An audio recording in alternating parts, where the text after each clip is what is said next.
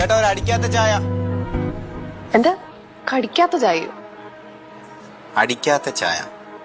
എന്താ അടിച്ച ചായ നിന്നെ പിടിച്ച് കടിച്ചോ?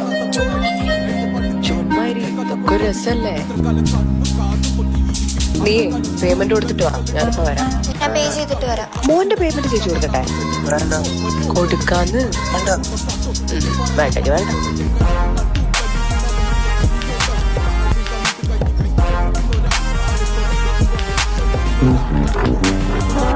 എന്ത് പറ്റി? ചെറിയൊരു ആക്സിഡന്റ് പറ്റിയിരുന്നു.